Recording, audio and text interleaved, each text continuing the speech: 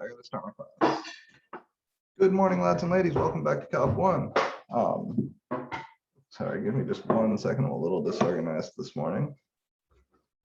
All right, so we just finished up exam 2. If you missed exam 2, if you need to take a makeup, I posted an announcement earlier this morning explaining how the makeup session is going to work. I'll be running a makeup exam session Friday during office hours. So here we go. If you take a look at this announcement right here, the one that says makeup for exam 2. If you missed or delayed exam 2 for any reason previously discussed with me, then you need to take the makeup test. I've decided the makeup session will be Friday during office hours from 1 to 2:15 p.m. If you need to take a makeup, please send me a Canvas message verifying that you'll be taking it. The makeup test will not show up for you unless I unlock it, blah, blah, blah. So basically, even if we've already talked, send me a Canvas message letting me know that you need to take the makeup test and that you will be there Friday in my office hour at 1 p.m. That's when this makeup session will be. That according to the emails that I've received from other people, this was the time that seemed like it would work for everybody rather than doing it Wednesday or Thursday in office hours. So whether we've talked already or not, send me a Canvas message verifying that you will be coming on Friday at 1 p.m. to take the makeup. That way I know to unlock it for you in Canvas, because you won't see the makeup test show up unless I unlock it for you. If you can't take the makeup test on Friday at 1 p.m., but you need to take the makeup test, likewise, you need to send me a message so we can make other arrangements. But please try to take it on Friday at 1 p.m., right? I would much rather write 2 versions of this test than 3 or 4 or 5 versions of this test. There's lots of reasons for that. One, I'm lazy, of course, right? Nobody wants to do work 4 times that they can do twice. But the other reason is so that you guys can have like similarly difficult tests. Does that make sense? As we go deeper and deeper into makeup territory, it gets harder and harder to make sure the tests are equally challenging because you got to rewrite the tests. And so, it's easier to write 2 tests that are close to each other in difficulty than it is to write 3 or 4 tests that are close to each other in difficulty. So again, if you need to take the makeup, it will be this Friday from 1 to 2:15 in my office hours. You'll join that office hour link from your phone, just like we do for our regular tests. You join from your phone and then go into Canvas on your computer. Send me a Canvas message letting me know you'll be there so I can unlock the test for you. All right, that's the makeup. Of course, I haven't graded your tests yet. I will get them back to you within a week. That's always the rule. So let me flip over here to QCam and we can get into the material for today. Today's an exciting day because we are moving into the 3rd portion of this class, which is like dope. It's really good stuff, but it's also challenging. So, I hope you got your big boy pants on. Get that contrast settled out. We'll take a quick look at the syllabus. I can give you a little rundown of where we're going to go from here.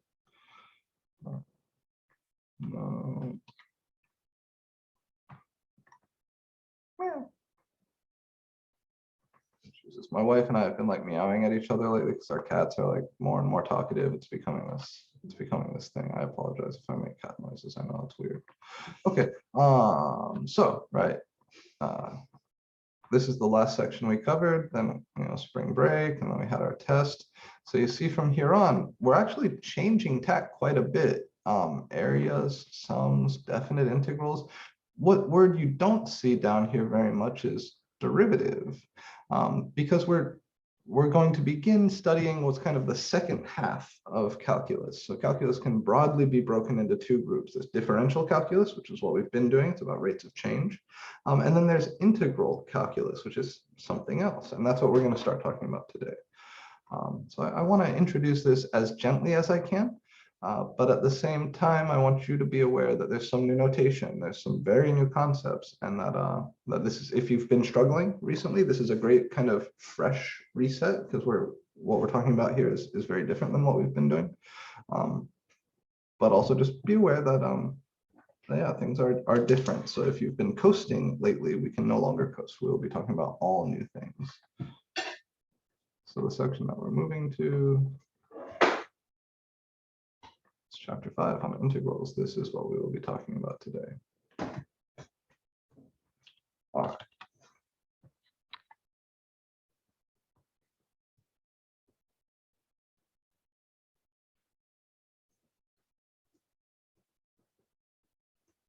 It's crazy how fast time goes, right? Today's the 17th.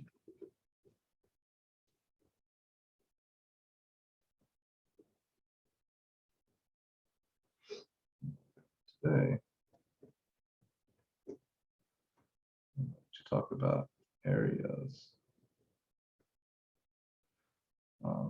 and distances, which is section 5.1. It's kind of surprising, but distances can be thought of as areas, and if you're clever about it. The big problem here, question,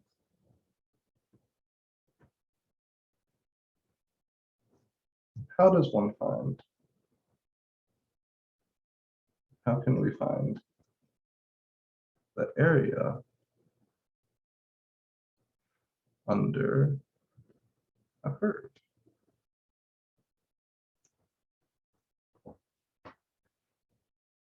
Let me show you what I mean.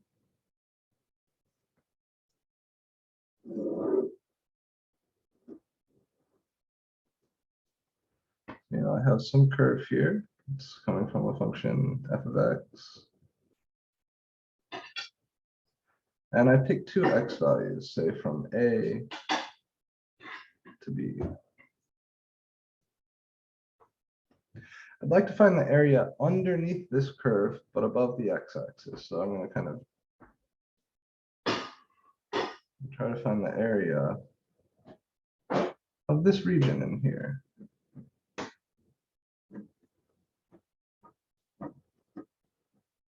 That's what I would like to do.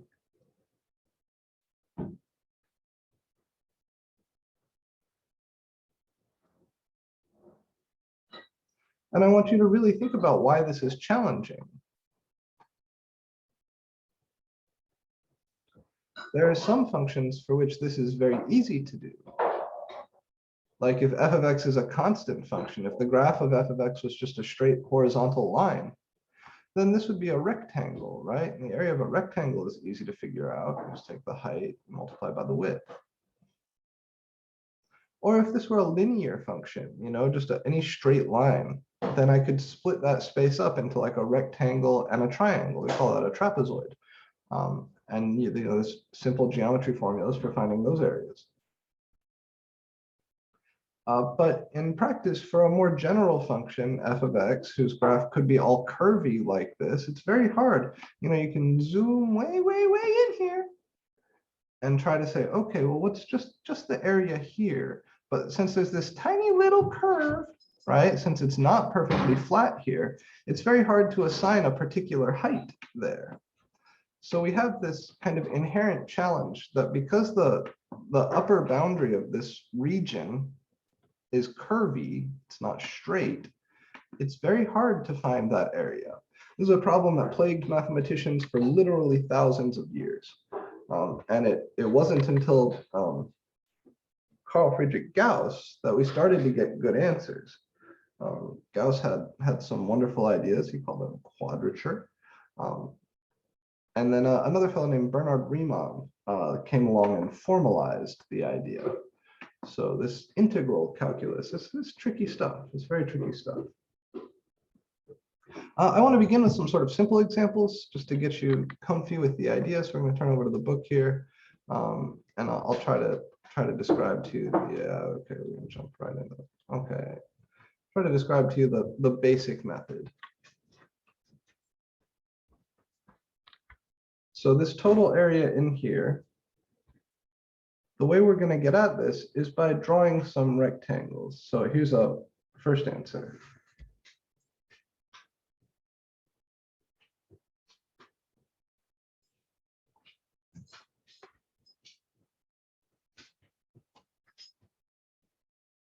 We can try to approximate. So I'm not hoping to get the exact area, but I'm hoping to get the approximate area, right? Something close to the actual area. We can approximate the area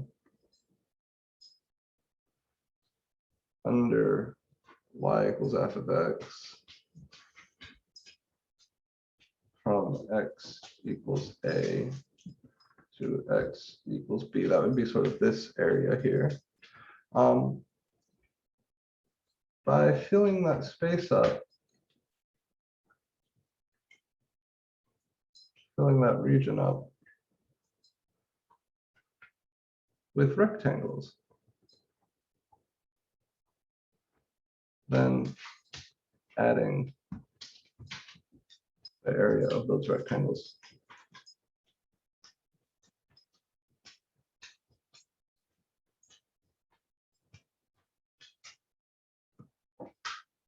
Right, so this is sort of the, I don't want to say dumb answer, because it's not at all dumb. It's very, very clever, but it's like kind of dumb, right?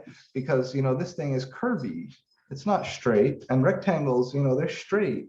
So, you know, it's not going to work out. Like, you know, there's no way that this is going to give you the exact answer. But if you make your rectangles pretty small, like pretty narrow, maybe you can get some good ones. Maybe you can get pretty close. And I'll draw you lots and lots of pictures today to try and help you see what's going on.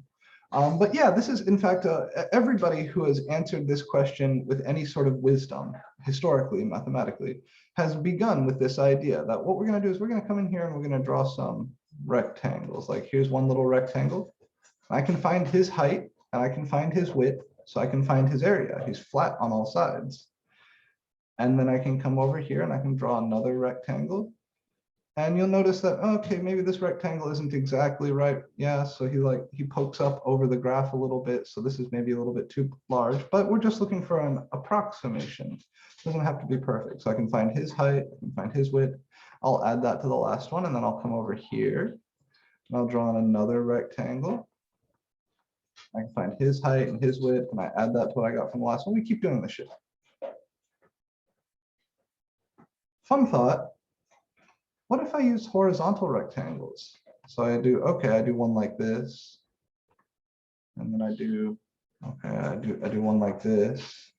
So far, these are perfect, right? But then when I come over here and I do my next rectangle, this one's not going to be perfect, right? It's going to miss some stuff. And then maybe I could do one like this, and then I could do one like this.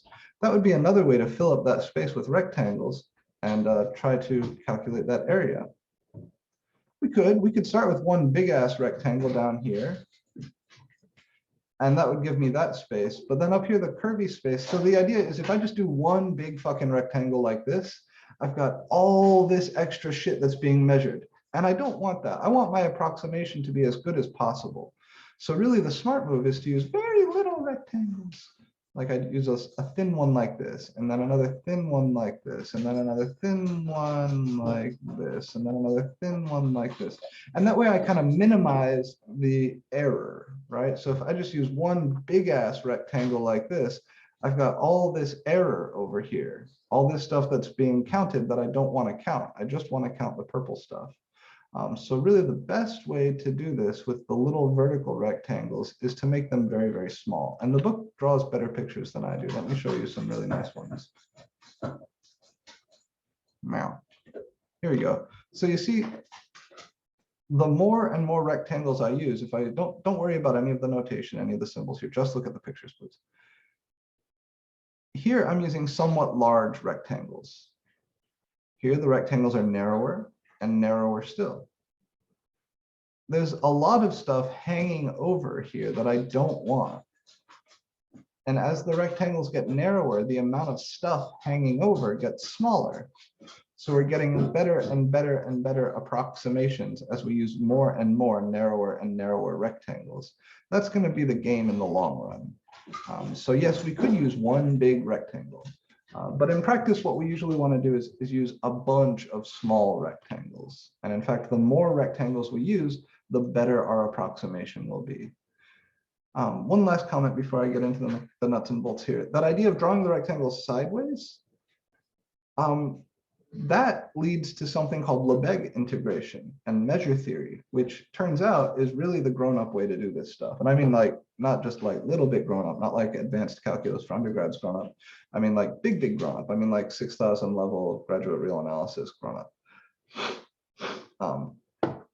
Lebesgue integration is a surprisingly powerful technique. What we're going to learn in this class is called Riemann integration, and it's also surprisingly powerful, don't get me wrong.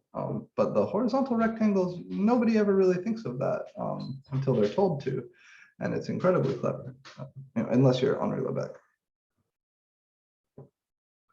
All right. So how do we do this shit? Let me get a fresh sheet here so we have plenty of space. So we can try to approximate those rectangles.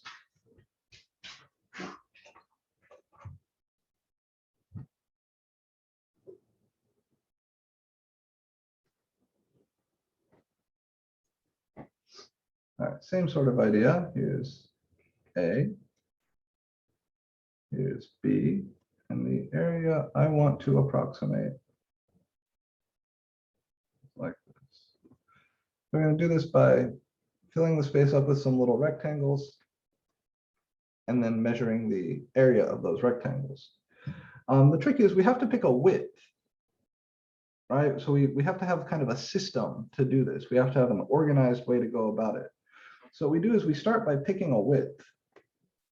We're going to pick the number of rectangles actually, and that's going to determine the width.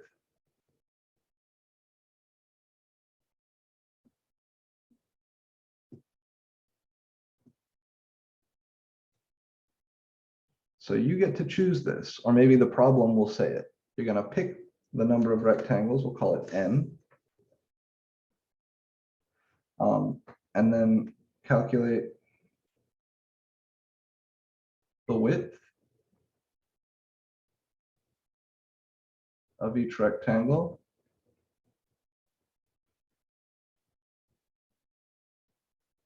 We call that delta x, and the idea is that we want each of these rectangles to have the same width. That way it'll just make our calculations easier. So if I'm going to take the interval a to b and split it up into n equal kind of width pieces that I can fill in with rectangles, then each of those has to have width b minus a over n. And from there, there's two ways to proceed. This is called a right hand and a left hand, where they're called Riemann sums. Can you explain why it's b minus a over n? B minus a is the width, is the length of this interval. Mm-hmm. I want to chop this up into n equal length subintervals. Each one is going to be the base of one of my rectangles. Okay, and we're doing the horizontal and the vertical rectangles. Yes, yeah. In this class, we're only going to look at the vertical rectangle picture. Okay. So if I'm going to chop this up into equal length pieces, and the whole length is b minus a, how do you find the length of each piece? Well, if there's n pieces and the whole length is b minus a, you just take that length and divide by the number of pieces, right? If I wanted to chop this up into 2 pieces, I would take the total length and divide by 2. If I want to chop this up into n pieces, I take the total length and divide by n. So first we pick the number of rectangles, then we calculate the width of each rectangle. From there, you've got, like I said, 2 choices. So this is kind of your step 1, this is your step 2, and now you have 2 choices. There's what's called Rn and Ln. These stand for right hand and left hand. I'm going to draw the right hand picture up here right now. Are you ready? So I look at this first subinterval, right? From here to the first little tick mark. And I come up here to the height of my function at that first tick mark. And I use that to figure out the height of my first rectangle. So my first rectangle looks like this.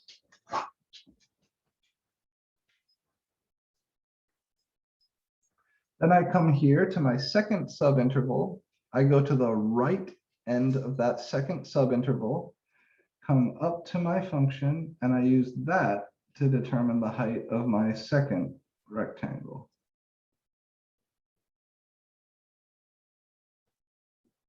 And I repeat this. For each one of these little subintervals, I go to the right endpoint, come up to my function, let that determine the height of that rectangle.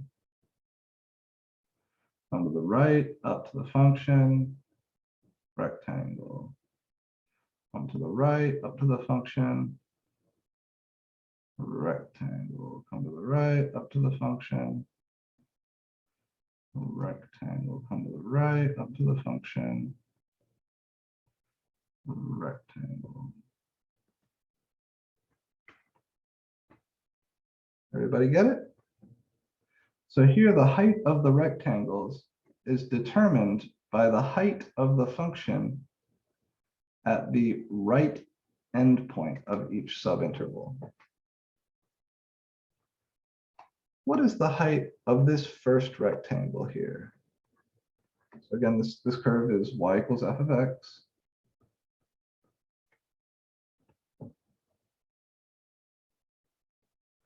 What's this x value right here? In fact, let me give you some labels. Let me call this x0, call this x1, call this x2, call this x3, call this x4, x5, x6, and here b would be x7. So here n is 7.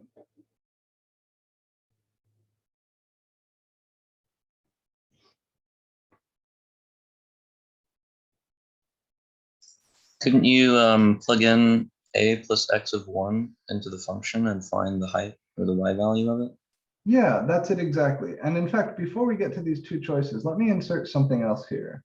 We want to calculate these x1, x2, x3, x4, x5. I forgot to write that in here. So we also need to calculate the endpoints of the subintervals. These are called xi usually, where the I is like an index, x0, x1, x2, x3.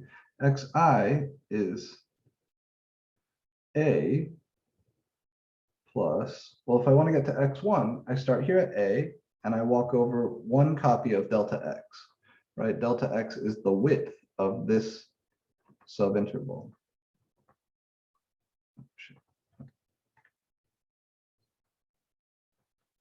So x1, it absolutely matters how many rectangles we draw. Yeah, so remember the very first step is choosing the number of rectangles. All right, this is sometimes the problem will specify the number of rectangles, sometimes you get to choose, but your very first step in order to get started in any of this is to choose the number of rectangles you want to use. Let's come back to this. If each one of these little widths here is delta x, so this width is delta x, this width is delta x, this width is delta x, then what is x1? X1 is a plus delta x. What is x2? X2 is a plus delta x plus delta x. What is x3? X3 is a plus delta x plus delta x plus delta x. In general, xi is a plus I times delta x.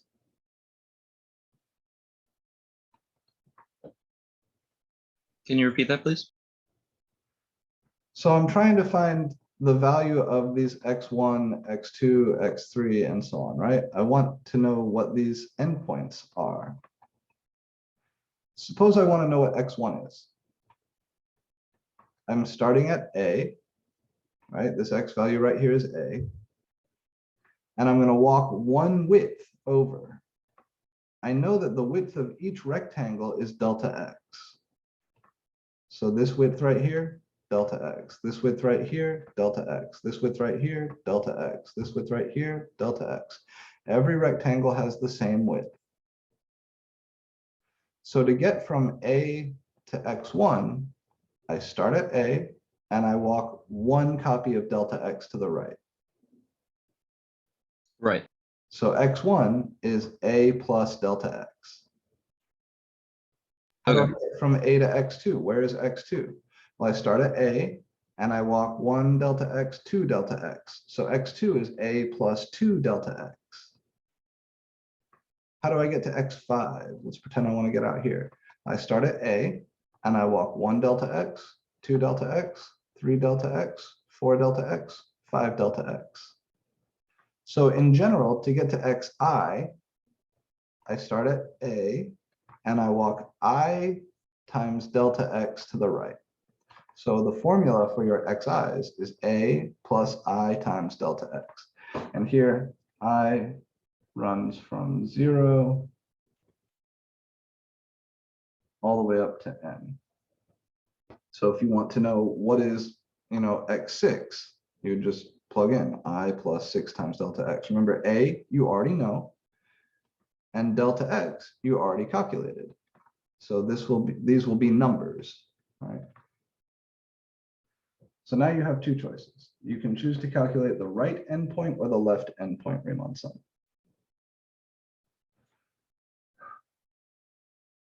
Here I've drawn the right endpoint rectangle picture with 7 rectangles. So we would call this R7. Let's see where I want to do this.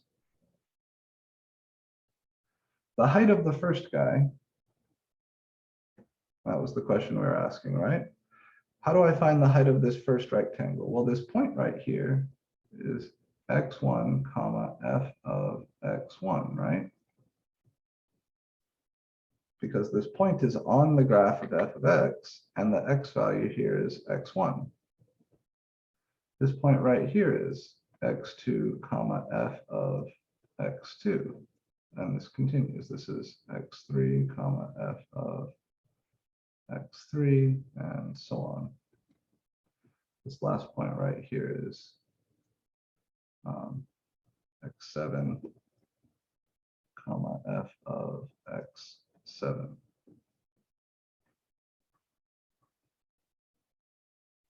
So what is the height of the first rectangle?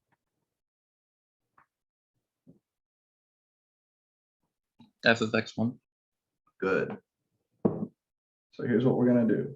I'm going to say this first rectangle here has area, his height, which is f of x1, times his width, which is delta x. What's the height of the second rectangle? F of x2. So what's the area of the second rectangle?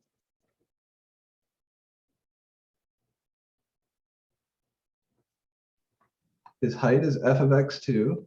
What's his width? F of x2 times x1, or yeah. It's not Or it would be x1. the distance between x1 and x2, or a and x1. Yeah, so what is that? What is the distance between any 2 points down here? The X1 and X2. I or heard it. the delta x. Yeah, good. Remember, every single one of these rectangles has the same width. They're all delta x. So the height of the second rectangle is f of x2, and the width of the second rectangle is Delta X2. just delta x. Okay. So the nice thing is that the delta x's are all the same, right? Because we're making all of these rectangles the same width. And so we keep going like this. The height of the third rectangle would be f of x3. So the area of the third rectangle would be f of x3 times delta x. You go all the way out here until you get to the end, which is going to be f of xn times delta x. And before, yeah, there's a nicer way to write this. You can factor the delta x out, right? All of these have a delta x in common. So this is f of x1 plus f of x2 plus all the way out to f of xn times delta x. You can factor that delta x out. And then there's actually an even nicer way to write it. I'll show you, but it requires using sigma summation notation, which you guys might be a little rusty on. The other way to do this, if you want to use the left end point, you would have f of x0, right? You would make your first height come from this guy times delta x plus f of x1 times delta x out to f of x n minus 1 times delta x. And again, you can factor out the delta x and you get f of x0 plus f of x1 all the way out to f of x n minus 1 times delta x. And these are two formulas that you're going to need to remember. In fact, this whole page is something you're going to need to remember. So anytime you're asked to approximate the area under a curve using some number of rectangles, you're going to first, pick the number of rectangles. Either the problem will tell you, like use 7 rectangles, or use 12 rectangles. Or then you're going to calculate delta x. That will always be b minus a over n. So a and b will be given. You're told to find the area under x cubed from -1 to 5. So a would be -1 and b would be 5 or whatever. So first, make sure you know what n is. Second, calculate delta x. Third, calculate the xi. These are what are called sample points, because these are the points that are going to help you pick your height. And then you're going to plug into one of these formulas. All right, most people remember them like this. In fact, there's a more compact way of writing them, but I think it would be helpful to just do some examples. So in the picture above,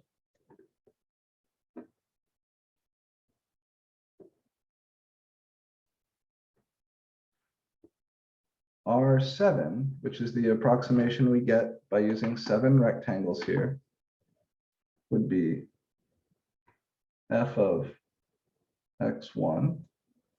I'll write it like this, f of x1 plus f of x2 plus f of x3 plus f of x4 plus f of x5 plus f of x6 plus f of x7 all times delta x.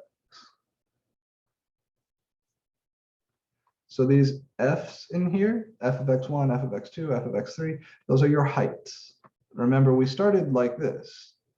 Little height times little width, plus little height times little width, plus little height times little width. But then because all the widths were the same, we can factor them out. That's this delta x at the end. You can factor out the delta x, and it's just easier to work with like that. You need the xi's because you need to know what your heights are. The only way to figure out your height is to plug some number into your function, right? The height of the second rectangle here is f of x2. If you don't know what x2 is, then you don't know what this height is because you don't know what to plug into your function there. Now, one second.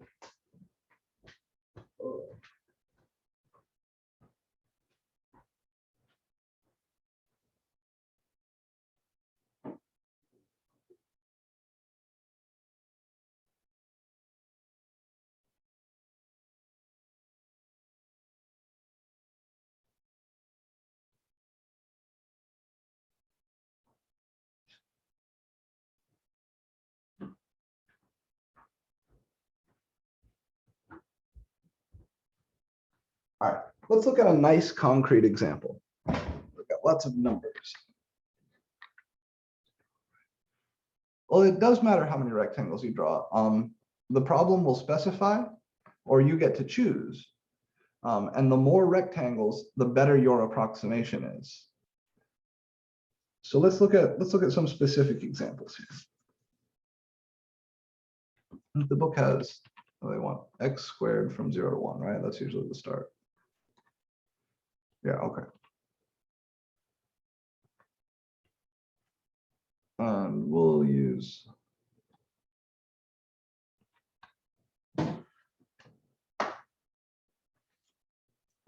first example. Estimate the area under f of x equals x squared from x equals 0 to x equals 1 using R4.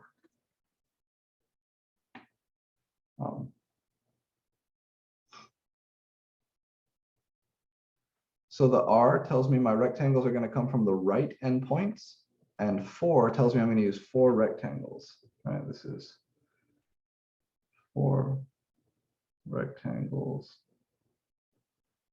with right endpoints.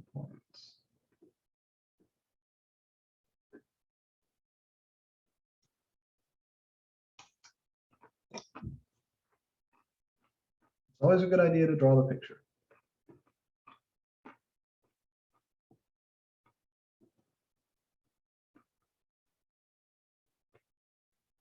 I'm going to really exaggerate distances on the x-axis here.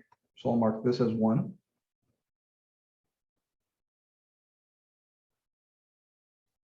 Mark this as 1.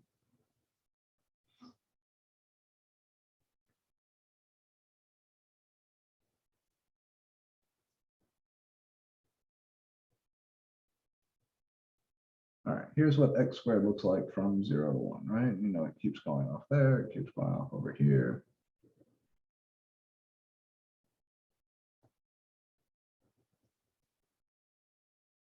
Zero is right here. So the area I'm trying to approximate or estimate is this area in here. This is what I want.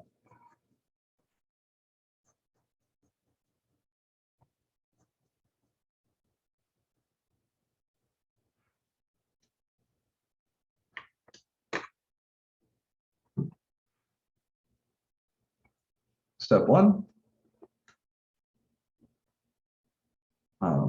calculate my delta x. All right, or I guess we had to choose our number of rectangles, but they told us here, n is 4. All right, the number of rectangles we're using here is 4 because they said to use R4. Step 2, calculate delta x. Remember delta x, the little delta there stands for the change in. So it's like a little x width. It's always b minus a over n. B here is 1, a here is 0, and n here is 4. So the width of each of my rectangle is 1/4. And that makes sense because I'm using the interval from 0 to 1. I need to chop it up into 4 equal length subintervals. So then I can come in here and I can kind of try to draw this. So like 1/2.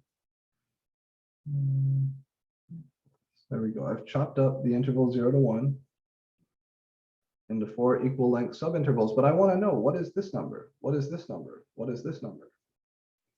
Those are my xi's. I need to calculate xi's. Xi is always a plus I times delta x. And so I need to, there's going to be 4 of them altogether here. A is 0. So this is 0 plus I times 1/4.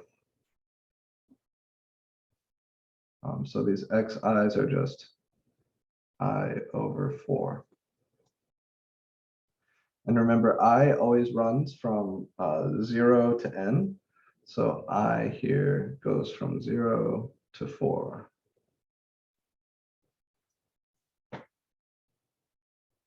So what is x0?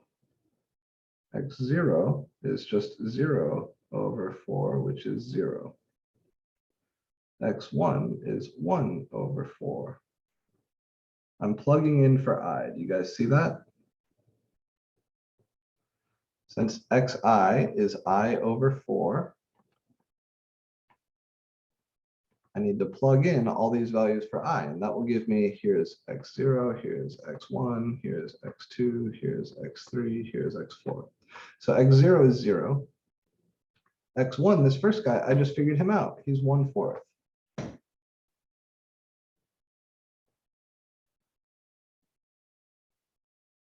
x2, again, I just plug into my formula here. I calculated xi as I over 4, so this should be 2 over 4, or 1/2. So this next guy here is 1/2. x3, Again, I plug into my formula, it's 3/4. So this guy is 3/4. And x4, this guy is 4/4, or 1. And I already knew that that was 1.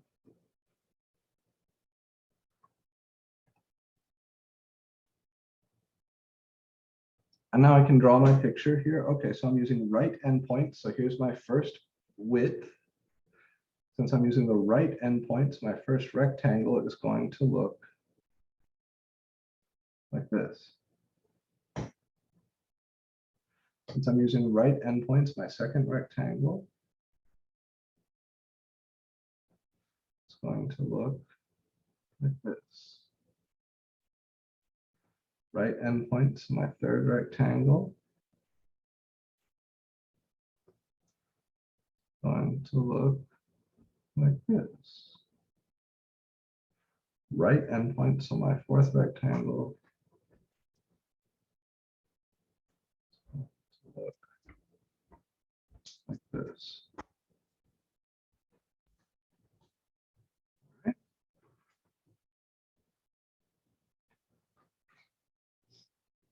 So now I use my recipe. R4 should be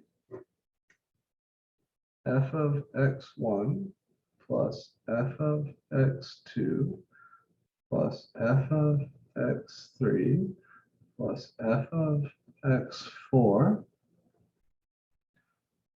times delta x. F of x1, that's the height of this first rectangle, right? X1 is 1/4, so f of 1/4, that's that first height. F of x2, that's the height of the second rectangle. F of x3, that's the height of the third rectangle. And f of x4, that's the height of the fourth rectangle. And then the delta x at the end, that's the width of each rectangle. So this is f of 1/4 plus f of 1/2 plus f of 3/4 plus f of 1, all times delta x, which is 1/4.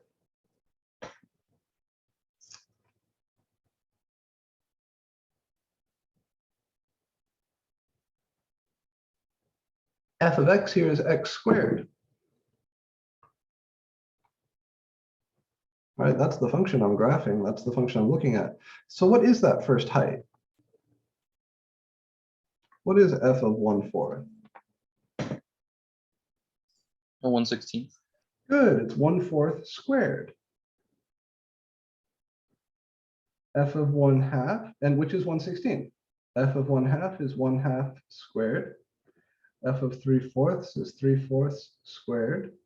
And f of 1 is 1 squared.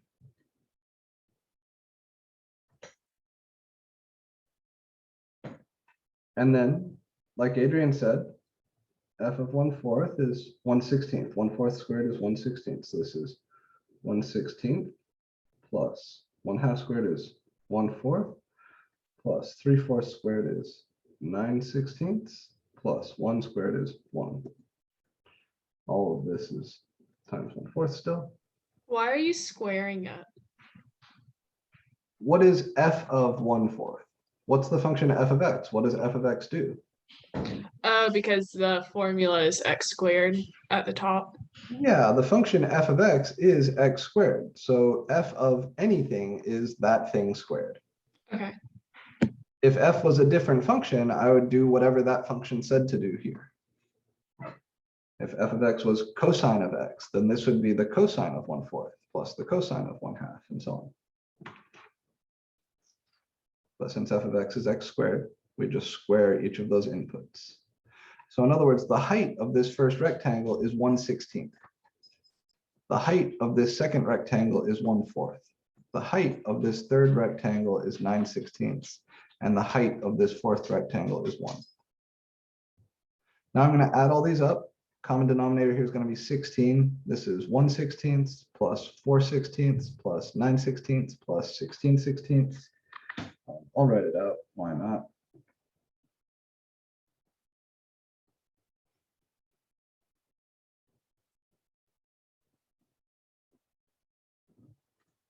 all times 1/4. So that's 5 plus, sorry, 5 plus 9 is 14. 14 plus 16 is 30. So this is 30/16 all times 1/4.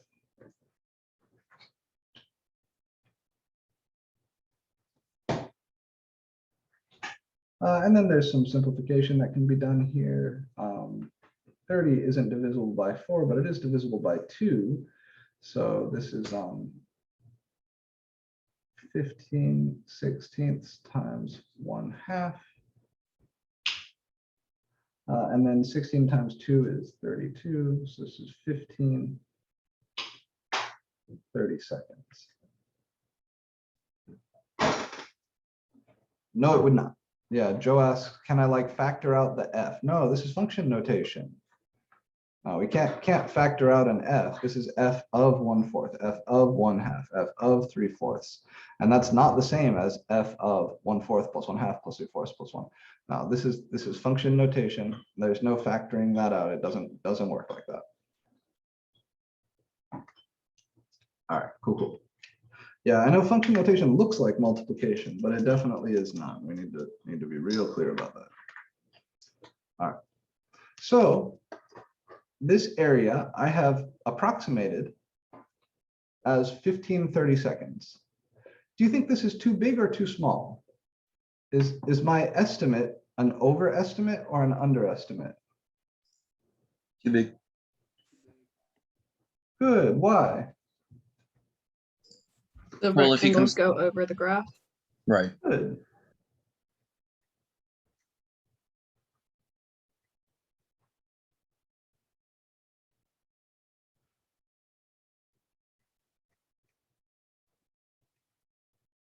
So just to be clear on the language here, not everybody's first language is English. I want to make sure we're comfy.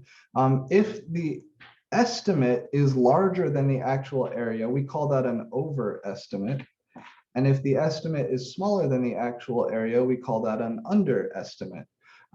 Since the rectangles here clearly take up more space than the pencil, right? Than the actual area under the curve, we would say this is an overestimate. And based on my picture, it looks like, I was pretty careful with my scales here. It looks like a pretty fucking big overestimate, right? Like I could be off by as much as 30–40%, it seems, because look how big this piece is sticking out. Look how big this piece is sticking out. These rectangles are way bigger than the thing they're trying to measure. So this is a big overestimate.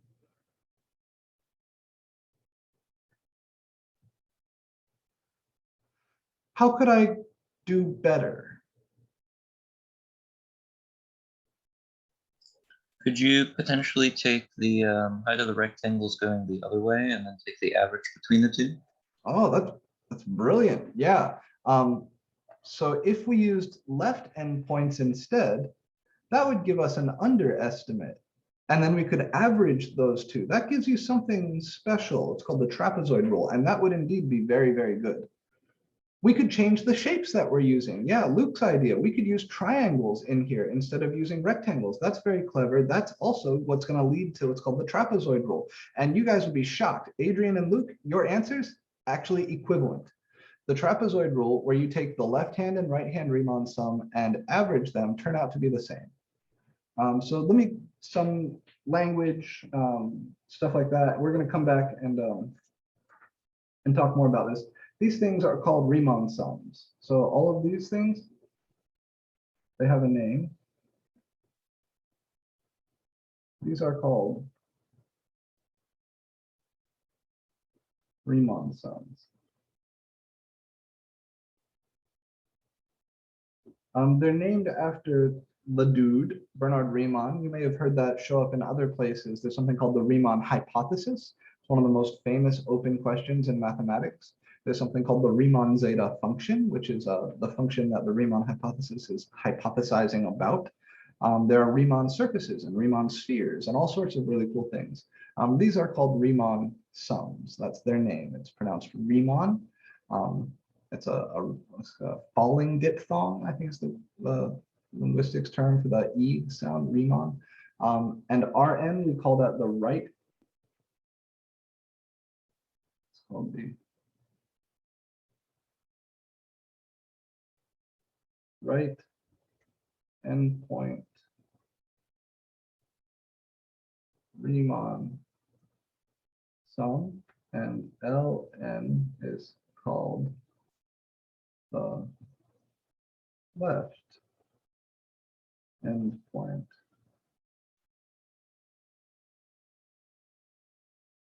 Riemann sum. So just some language.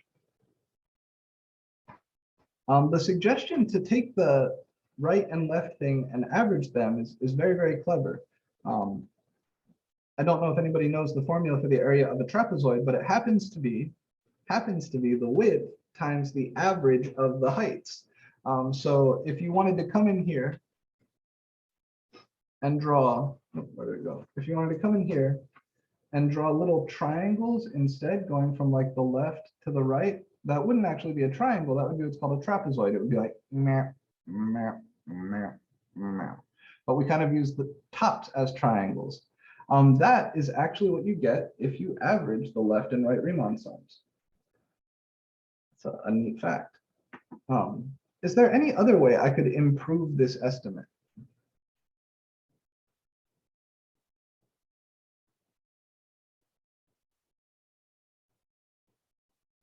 Share this pen.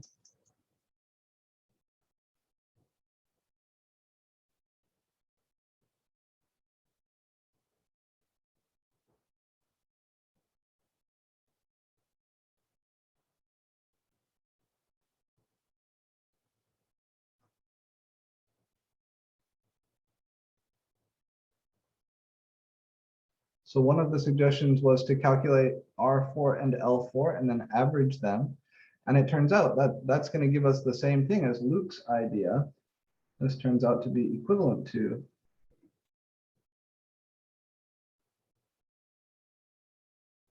using triangles and trapezoids. There's, I think, a more obvious thing, though.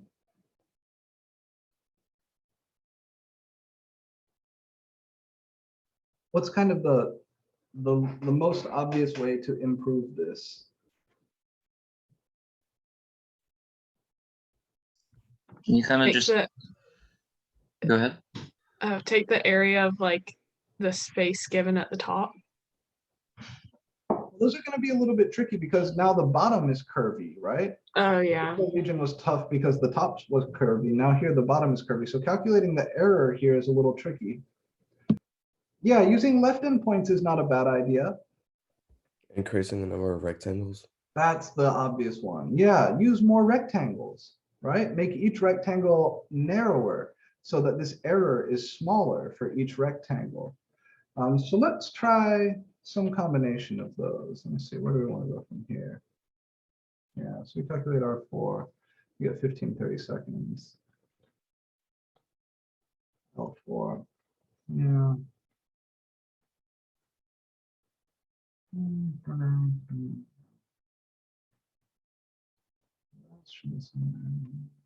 Yeah, this is where we're gonna have to go. It's a little bit rough. How am I doing on time? We got time. Okay. So the kind of average, the obvious thing here though,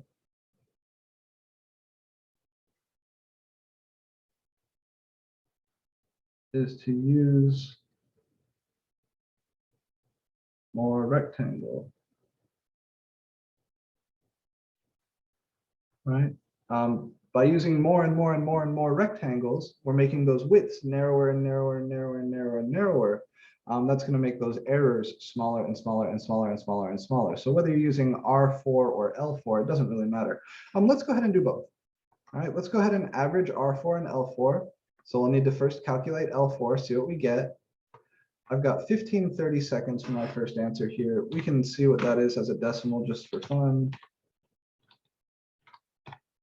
About 0.469, I'll round it there.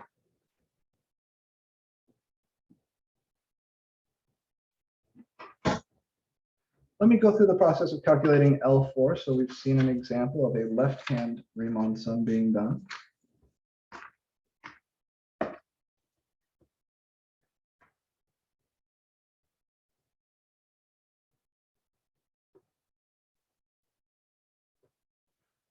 So we're going to calculate L4 for f of x equals x squared from x equals 0 to x equals 1. So we're still talking about the same area. Still trying to find the area underneath x squared from 0 to 1.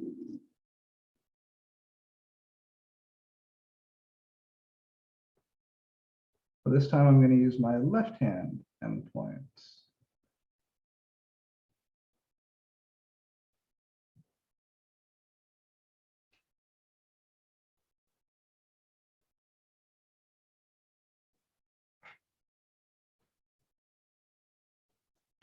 Okay, let's see how this changes things. This was our kind of first suggestion to improve things. Calculate L4 and then average them. We'll do both of those. And then we're going to use more rectangle. But you'll see using more rectangle is in some ways smarter, but in some ways it's also much harder. So how do I get started? Well, first, I know here that n is equal to 4, right? I'm still calculating L4. The number of rectangles is 4. So then I need to calculate delta x. The formula is still b minus a over n. So that's still 1 minus 0 over 4. So delta x is the same for L4 as it is for R4. That doesn't change. The xi's, they don't change either. Xi, that formula doesn't care whether you're talking about L4 or R4. This is just a plus I times delta x. I'm sorry, delta x. And that's going to be I over 4, right? Because 0 plus I times 1/4, just like in the previous one. And so x0 is 0, x1 is 1/4, x2 is 1/2, x3 is 3/4, and x4 is 1, just like it was in the previous guy. I'm going to come in here. Here's 1/2,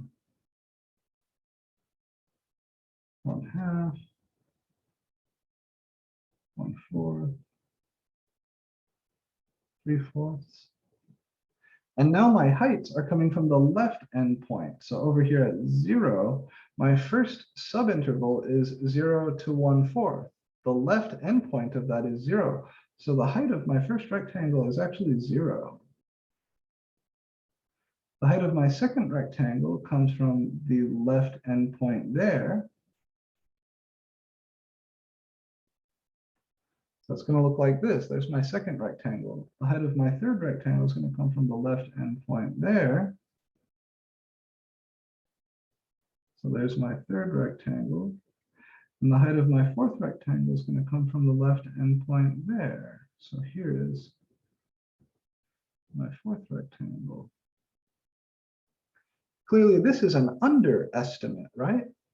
These rectangles are definitely too small. I've got all this area here that's under the curve, but not a part of my rectangle. But we can still go ahead and calculate this. So L4.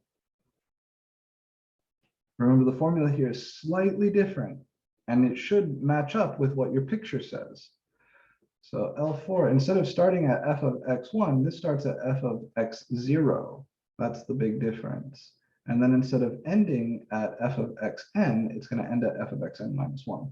So this is f of x0 plus f of x1 plus f of x2 plus f of x3.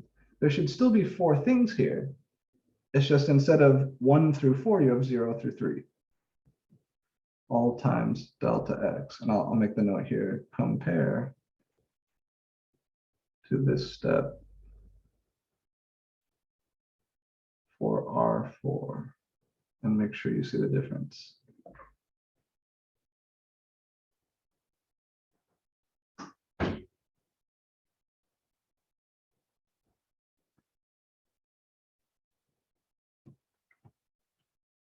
All right. And now, just like before, we're going to plug everything in and see what we get.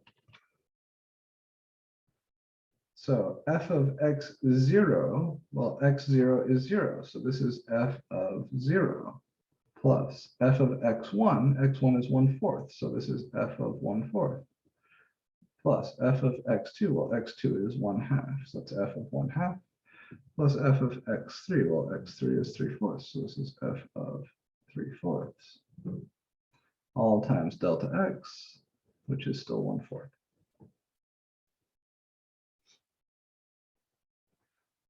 F of 0 is 0 squared. F of 1/4 is 1/4 squared. F of 1/2 is 1/2 squared. F of 3/4 is 3/4 squared, because of course I'm still dealing with the function x squared. If it were a different function, this would look different. So what is that? That's 0 plus 1/16 plus 1/4 plus 9/16 all times 1/4. Common denominator time. I'm going to just stop writing the 0. This is 1/16 plus 4/16 plus 9/16 all times 1/4. So what is that? That's 5 plus 9 is 14/16 times 1/4. So that's 7/32. Is that right? Yeah, I think so. You can cancel a 2. You get 7/16 times 1/2. So 2 times 16 is 32. And as a decimal,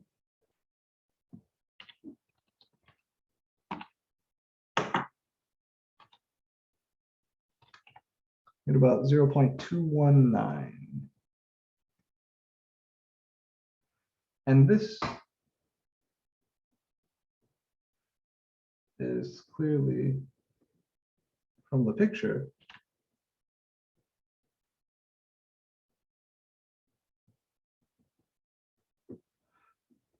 an overestimate or an underestimate? Underestimate. Mhm.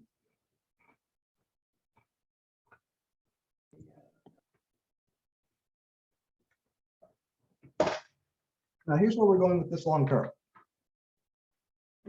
I want to find the exact area. I don't want an estimate. Fuck an estimate.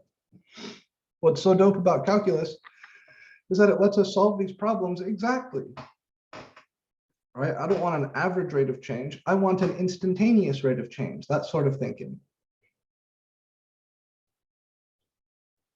I don't want an estimate of the area. I want the exact area. So how the hell are we going to do this? Well, we know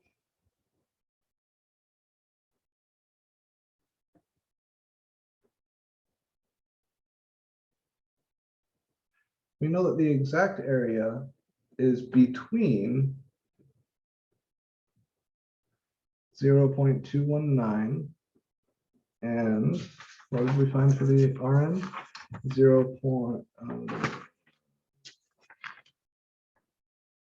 0.469. Averaging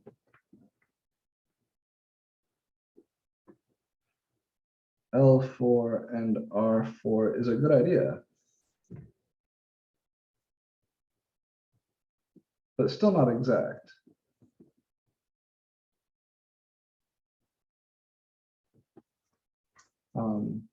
This would give us 1/2 L4 plus R4, which is 1/2. L4 was 7/32 seconds. Plus R4 was exactly 15/32 seconds.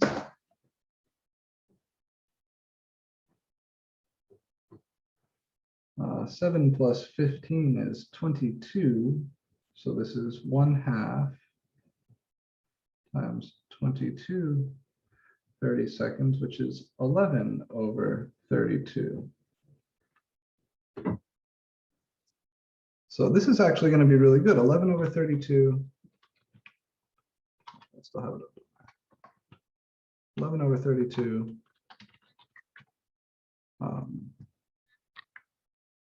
0.344 This turns out to be really close to the correct answer.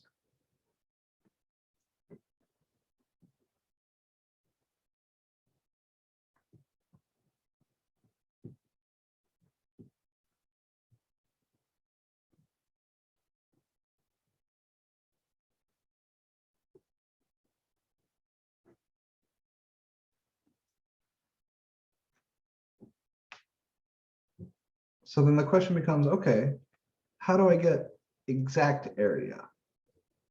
We said the more rectangles you use, the better your area estimate will get. So I want you to think for a second about what we could do to guarantee we get the exact area.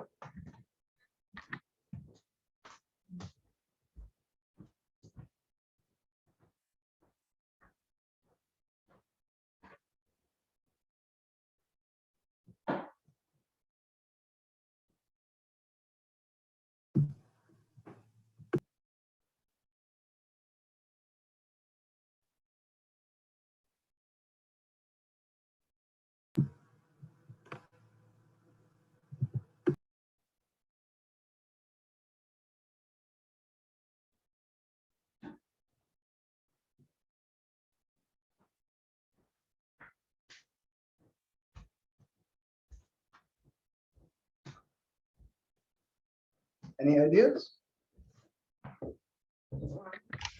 Would you take the derivative of something on the graph, like maybe try to find the slope of the graph as it increases to get more precise points where you can plot the rectangles? Not necessarily.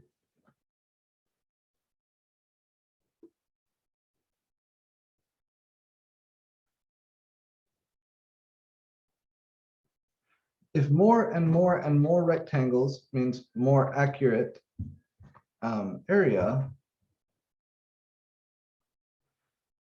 Yeah, Double the number Stephanie's of getting there. rectangles. So Stephanie's idea is to double the number of rectangles, right? Then infinitely many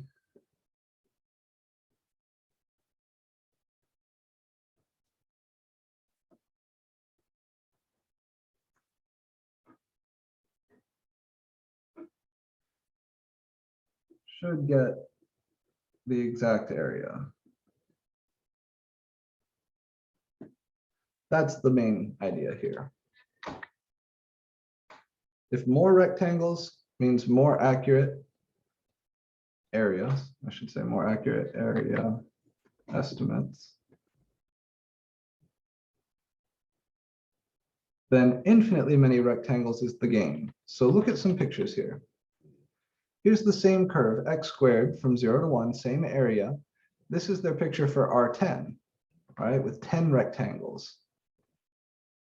So I can plug in any number I want for n to get more and more and more accurate. Here's 30 rectangles. Here's 50 rectangles. And down here, same thing, but with left endpoints. Left endpoints with 10, left endpoints with 30, left endpoints with 50. Notice with 50 here, this is looking really fucking close, right? Like the error, the amount the rectangles poke up is so little. It looks almost like it's exactly the area under the curve.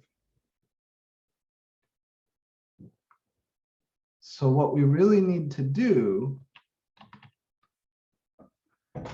the exact area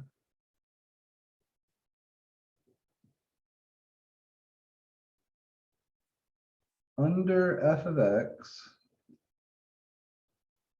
from x equals a to x equals b. You can use left or right endpoints, but we'll usually use right endpoints. This is the limit as n goes to infinity of Rn. And that will be the same as the limit as n goes to infinity of Ln. You could use either one. We'll use lim n to infinity Rn. So what I'm going to show you now is a way to calculate this limit. it's tricky.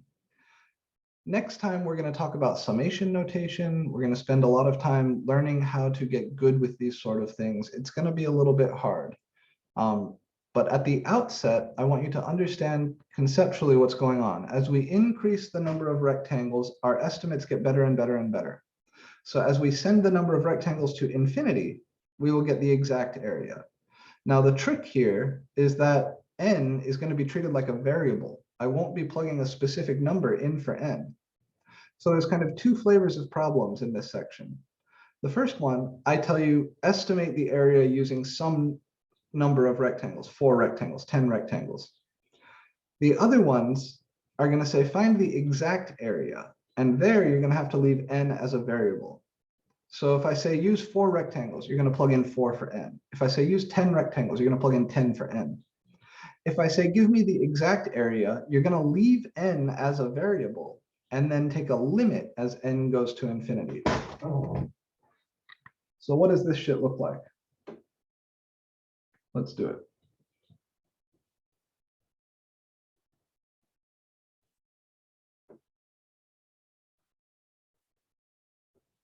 Rn is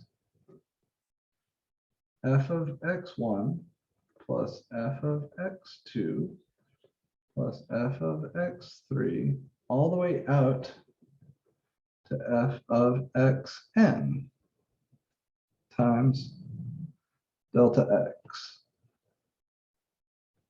where delta x is b minus a over n. In this case, that's still 1 minus 0 over n, because I'm still, for this particular guy, right, I'm still working on the x squared from 0 to 1. So let me say this, f of x equals x squared from x equals 0 to x equals 1. Same problem we've been looking at the whole class, but now I'm going to send n to infinity. So 1 minus 0 over n, that's 1 over n. And the xi's, that's still a plus I times delta x, which is still 0 plus I times 1 over n. So I'm just leaving n as a variable. This is going to be I over n.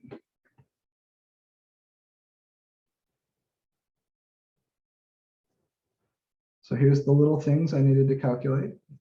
Now I can say, all right, the limit as n goes to infinity. Actually, you know what? I'll introduce the limit. No, let's do it now. Okay. So the limit as n goes to infinity of Rn is the limit as n goes to infinity of this whole thing, which is f of x1 plus f of x2 plus f of x3 out to f of xn times delta x. So I'm just sticking a limit in front of this expression, right? I want the limit as n goes to infinity of Rn. I have right here the formula for Rn. So I'm just taking the limit as n goes to infinity on both sides. That's this line. This is an n down here. Limit as n goes to infinity. Now I'm going to start plugging in just like we did before. Limit n to infinity. I know this kind of looks like an R. Please make sure you get that as an n. What is f of x1? Well, what is x1? That's 1 over n. What is x2?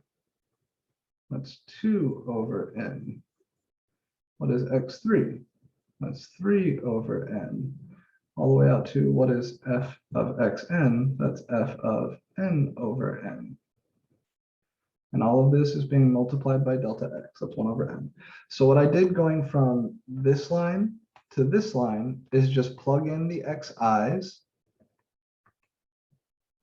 and plug in delta x.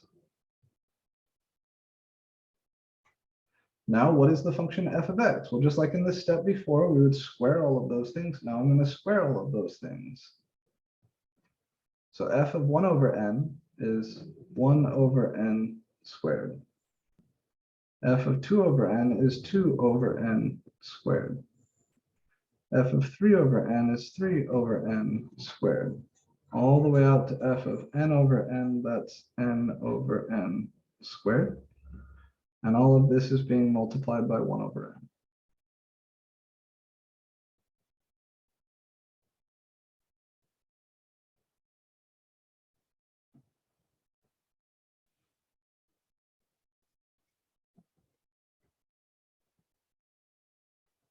So what is this shit?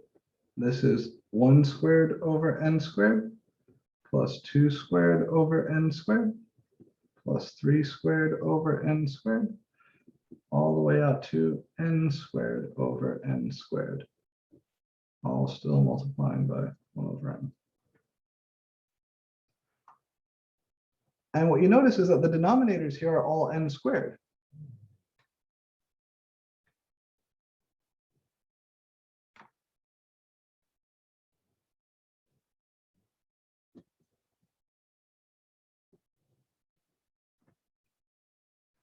So there's a handful of ways to say this. I would say maybe this is 1 squared plus 2 squared plus 3 squared, all the way out to n squared, all over n squared, right? The denominators were all the same, and this is multiplying by 1 over n. And then I can factor the 1 over n squared out. So I get when n to infinity, 1 squared plus 2 squared plus 3 squared, all the way out to n squared.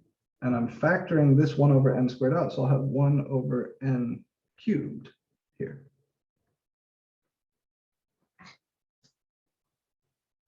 All right, then just take a second and make sure you understand the algebra on this page.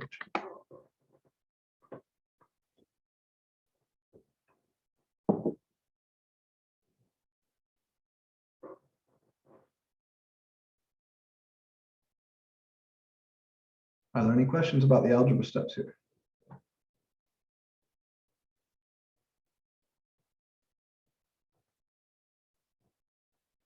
Do we understand where these pieces are coming from?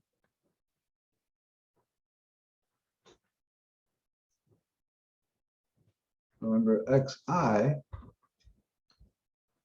is I over n. So x1 is 1 over n. x2 is 2 over n. x3 is 3 over n. And it goes all the way out to xn. If I plug n in for I here, I get n over n.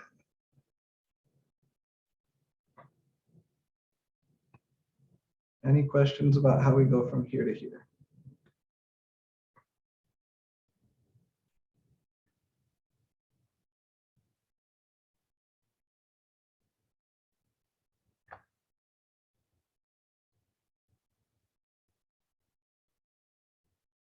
Okay, going from here to here. The function f of x is x squared. So f of anything is that thing squared. So f of 1 over n is 1 over n squared. F of 2 over n is 2 over n squared.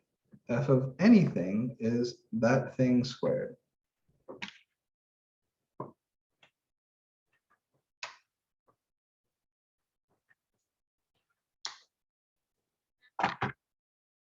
To go from here to here, I'm just writing down what the squares are, right? So you square the fraction 2 over n, you get 2 squared over n squared. You square the fraction 3 over n, you get 3 squared over n squared. I know that 1 squared is 1, and I know that n squared over n squared is 1, but it's nicer if I just leave it like this.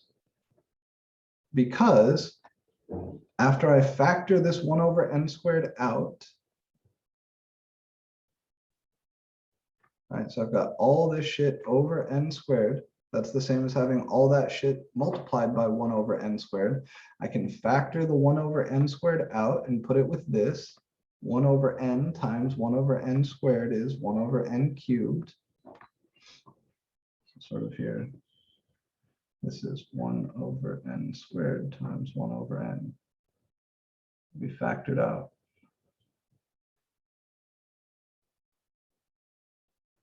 One over n squared from inside the brackets.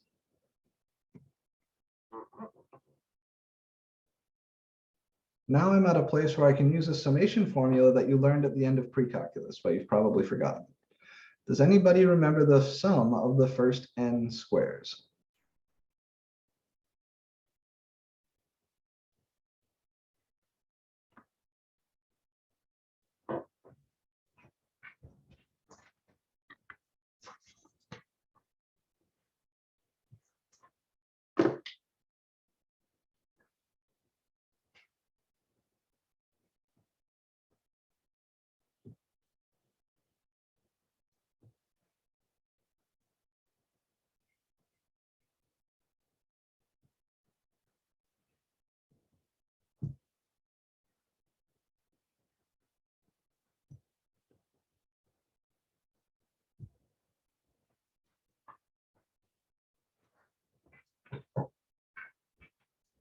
You guys remember at the end of pre-calc when you talk about sequences and series, we learned like 3 or 4 summation formulas. One of them is this.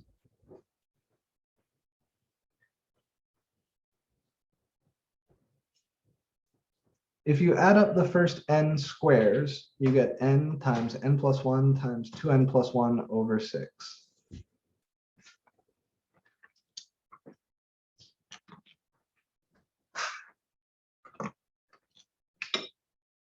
So I get lim n to infinity.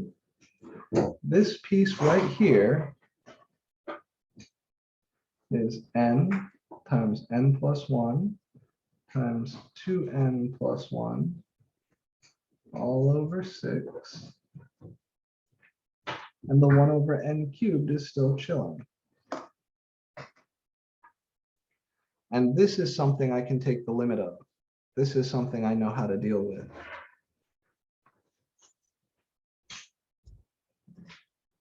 This is lim n to infinity.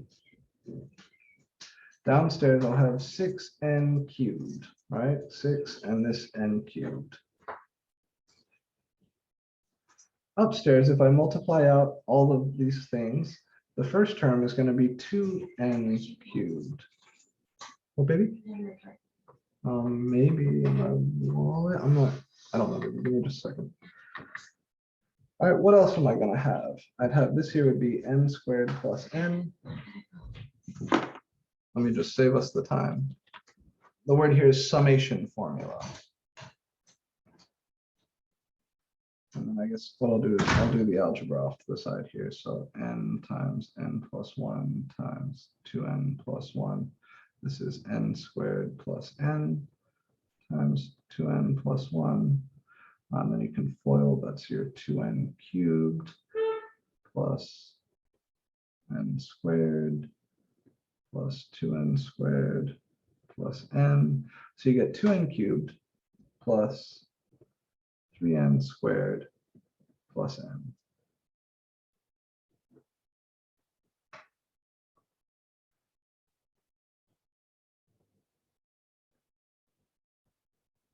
So this summation formula is something that's supposed to be taught in pre-calc, but I think it's often glanced over. Don't feel bad. I think I've even taught pre-calc classes where we didn't get to talk about this. It's one of 3 or 4 summation formulas I'm going to give you. So next time we're going to have we're going to spend all our class talking about sigma summation notation. And I'll show you ways to write these things slightly more compactly using that. From the summation formula. All right, so the summation formula says 1 squared plus 2 squared plus 3 squared all the way up to n squared. That always comes out to n times n plus 1 times 2n plus 1 over 6.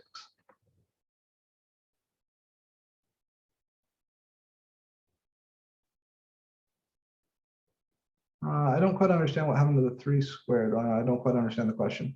So this whole thing, this whole long sum is equal to this. N times n plus 1 times 2n plus 1 over 6. That's the summation formula we're using.